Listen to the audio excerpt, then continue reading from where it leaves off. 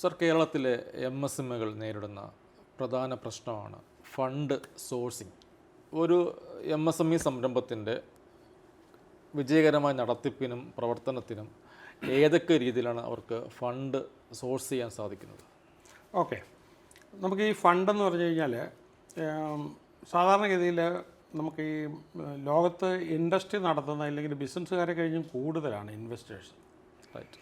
എക്സാമ്പിളായിട്ട് പറയുകയാണെങ്കിൽ കേരളത്തിലെ bank FD മാത്രം 7 ലക്ഷം കോടിയിലധികമാണ്. 7 ലക്ഷം കോടിയിലധികമാണ്. അപ്പോൾ അതിൽ നിന്ന് ഇവർക്ക് കിട്ടുന്ന ഒരു ഈൽഡെന്ന് പറഞ്ഞു കഴിഞ്ഞാൽ 7, 7.5, 8 ഉള്ളൂ എത്ര പോയാലും. അതിനകത്തുനിന്ന് TDS കൂടെ പിടിച്ചു കഴിഞ്ഞാൽ ഒരു 5.5-6% ഇവർക്ക് കിട്ടുള്ളൂ. അപ്പോൾ ഈ ഇൻഫ്ലേഷൻ കൂടെ നമ്മൾ പാരിറ്റി ചെയ്യുമ്പം കാര്യമായിട്ടൊന്നും ഇല്ല, പ്രോഫിറ്റ് ഒന്നുമില്ല. സെയിം തന്നെ ഏതാണ്ട് ചിലപ്പോൾ മൈനസും ആയിരിക്കും സ്ലൈറ്റ്ലി. അപ്പോൾ ഇത് എന്തുകൊണ്ടാണ് നമ്മുടെ ഇവിടെ ഇൻഡസ്ട്രി നടത്തുന്ന ആൾക്കാർ ഇൻവെസ്റ്റേഴ്സിനെ കൂട്ടുപിടിക്കാത്തത്?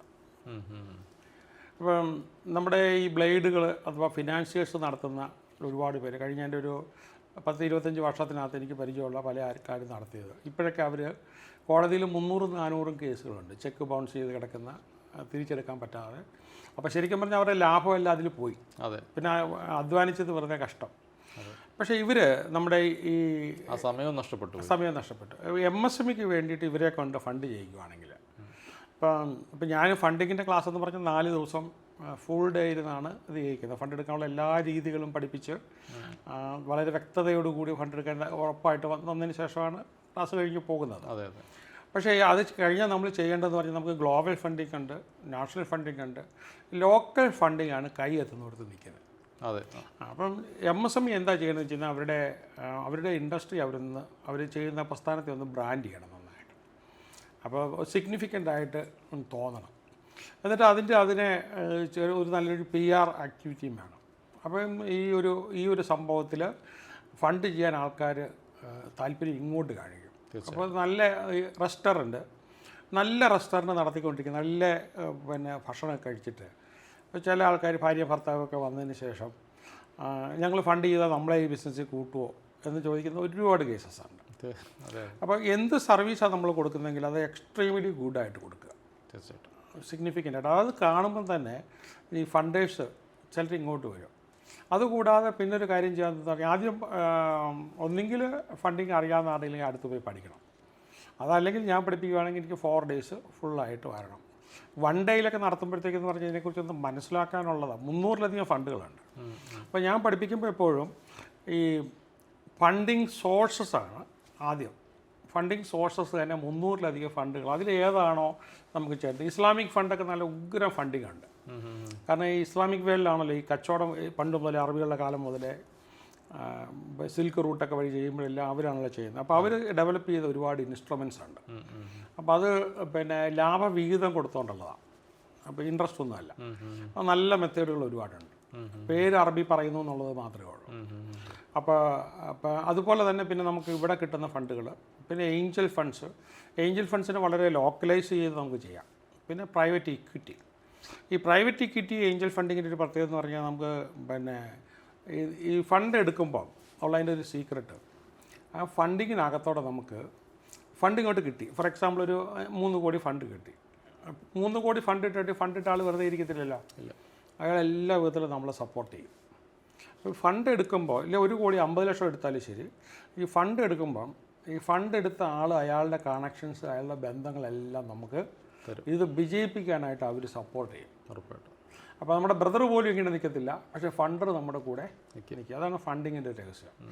അപ്പം അങ്ങനെ വരുമ്പോഴത്തേക്ക് നമുക്കെന്ന് വെച്ച് കഴിഞ്ഞാൽ ഒരു ഇടത്തരം ഇതൊക്കെ ആണെങ്കിൽ 50 ലക്ഷം വെച്ചിട്ട് നമ്മളൊരു 5-8 പേരുടെ കയ്യിൽ നിന്ന് മൊബിലൈസ് ചെയ്താൽ അപ്പോൾ അവരെല്ലാം നമ്മുടെ കൂടെ നിൽക്കും എന്ത് കാര്യം വന്നു കഴിഞ്ഞാലും. അപ്പം നമുക്കൊരു അസുഖം വന്ന് കടന്നുപോയി, ഒരു ചെറിയൊരു ആക്സിഡൻറ്റ് പറ്റി, അവർ വേണം നമ്മുടെ ബിസിനസ് ഏറ്റെടുത്ത് നടത്തും.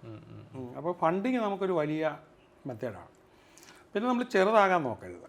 എപ്പോഴും മോഡേണൈസ് ചെയ്ത് എപ്പോഴും അതിനെ പല ടൈപ്പുകൾ വെച്ച് എപ്പോഴും വലുതാക്കാൻ നോക്കണം. ബിസിനസ് വലുതാകാൻ ഈ small business is a pain, small business a huge pain. കിട്ടുണ്ടി സർക്കസ് പോലെ എല്ലാം നമ്മൾ വേണമല്ലോ ചെയ്യാൻ. ബിസിനസ് കുറച്ച് വലുതാണെങ്കിൽ എന്ന് പറഞ്ഞാൽ നമുക്ക് അതിനെല്ലാം ഫങ്ഷണറീസിനെ ആൾക്കാരെയും അതെ. വെച്ച് കഴിഞ്ഞാൽ സപ്പോർട്ടേഴ്സിനൊക്കെ സപ്പോർട്ടേഴ്സിന് നന്നായിട്ട് നടത്താൻ പറ്റും.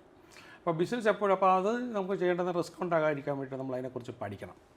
ബിസിനസ്സുമായിട്ട് ബന്ധപ്പെട്ട പ്രത്യേകിച്ച് നമ്മുടെ ബിസിനസ്സുമായിട്ട് ബന്ധപ്പെട്ട എല്ലാ യൂട്യൂബും അതുമായിട്ട് ബന്ധപ്പെട്ട ഏതെങ്കിലും പുസ്തകത്തിൽ റെഫറൻസ് ഉണ്ടെങ്കിൽ അത് ChatGPT, ഗൂഗിൾ ഇതെല്ലാം നമ്മൾ നോക്കിക്കൊണ്ടിരിക്കണം. യൂട്യൂബിലൊക്കെ നല്ലത് കിട്ടും. ഇന്ന് സെർച്ച് ചെയ്താൽ ചിലപ്പം ഒരു 2 ആഴ്ച കണ്ടിന്യൂസ് ആയിട്ട് സെർച്ച് ചെയ്യുമ്പോഴായിരിക്കും നമുക്ക് വേണ്ടത് അത് കഴിഞ്ഞായിരിക്കും വരുന്നത്. കാരണം അൽഗോരിതം അത് ഏറ്റെടുത്ത് നമ്മളിലേക്ക് ഫോർവേഡ് ചെയ്ത് പയ്യെ വരും. അതെ അതെ. അപ്പം അങ്ങനെ നമ്മൾ അത് നിത്യം നോക്കിക്കൊണ്ടിരിക്കുമ്പോഴത്തേക്ക് ബിസിനസ് നമുക്ക് പെട്ടെന്ന് വിജയിപ്പിക്കാൻ പറ്റും. അപ്പോൾ ഫണ്ടിങ്ങിനെ കുറിച്ച് നമ്മൾ പഠിക്കുക എന്ന് പറയുന്നത് വളരെ വളരെ അത്യാവശ്യമാണ്.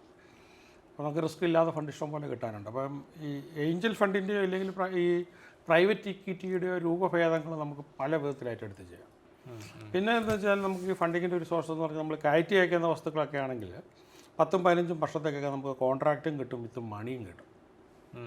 ഇത് പ്രൊഡ്യൂസ് ചെയ്യാനുള്ള മണിയോട് കൂടി കിട്ടും. അപ്പോൾ നമ്മൾ ആക്ച്വലി നമ്മൾ അതിൻ്റെ അവന്യൂസ് അന്വേഷിക്കാത്തത് കൊണ്ടാണ്.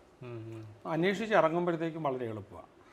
അപ്പോൾ ഇത് A to Z പഠിക്കണം. കാരണം എന്താ വെച്ചാൽ ഈ ഫണ്ടിങ്ങിനകത്ത് ഏറ്റവും വലിയ സ്റ്റംബ്ലിംഗ് ബ്ലോക്ക് എന്ന് പറഞ്ഞു കഴിഞ്ഞാൽ നമ്മുടെ ബിസിനസ് ഭയങ്കര പ്രോഫിറ്റബിൾ ആയിരിക്കും എന്നൊരാളെ മറ്റേ ഫണ്ടറെ മനസ്സിലാക്കിക്കാനായിട്ട്.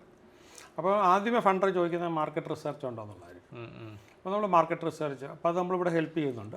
നമ്മുടെ സ്റ്റുഡൻസിനെ മാത്രമേ ഹെൽപ്പ് ചെയ്യാൻ നമുക്ക് പിന്നെ പറ്റുള്ളൂ, പുറത്ത് ചെയ്യാനായിട്ട് ടൈം കിട്ടുന്നില്ല. മാർക്കറ്റ് റിസർച്ച് ചെയ്ത് അത് കഴിഞ്ഞ് പിന്നെ നമ്മൾ ഡീറ്റെയിൽഡ് പ്രോജക്റ്റ് റിപ്പോർട്ട് ഉണ്ടാക്കണം. അപ്പോൾ DPR ഉണ്ടാക്കും. അപ്പോൾ അതിനൊക്കെ നമ്മുടെ കയ്യിൽ തന്നെ ടീമുണ്ട്. സ്ഥിരമായിട്ട് ചെയ്തുകൊണ്ടിരിക്കുന്ന നമ്മുടെ കൂട്ടത്തിൽ തന്നെ ഉള്ള ടീമുകളുണ്ട്. അപ്പം അതും ചെയ്തതിന് ശേഷം പിന്നെ അതിനെ പറ്റി ഒരു പിച്ച് ഡെക്കും ഉണ്ടാക്കി പിന്നെ ഈ പറയാനായിട്ടുള്ള കഴിവിന് സ്വല്പം കുറവുണ്ടെങ്കിൽ നമുക്ക് നമ്മളോട് ഇൻവോൾവ് ചെയ്തുണ്ടാക്കണം. അതുപോലെ തന്നെ നമുക്ക് ആ ഒരു കഴിവും വരുത്തി കൊടുക്കുന്ന ചില ട്രെയിനിങ്സ് ഉണ്ട്. അപ്പോൾ നമ്മൾ പിടിച്ച് കയറ്റുന്നതിന് പകരം ഇവരോട് ഉത്സാഹിപ്പിച്ച് കയറ്റി കഴിഞ്ഞാൽ വളരെ എളുപ്പമാണ്, പെട്ടെന്നൊക്കെ തീരും. അപ്പോൾ എന്തായാലും ഒരു കാര്യമാണ്, സ്ഥാപനം വളരണമെന്നുണ്ടെങ്കിൽ ഫണ്ട് എടുക്കണം. ഫണ്ട് എടുത്തില്ല എന്നുണ്ടെങ്കിൽ നമ്മൾ തന്നെ കാണുകയുള്ളൂ, വേറെ ആരും കാണില്ല. തീർച്ചയായിട്ടും.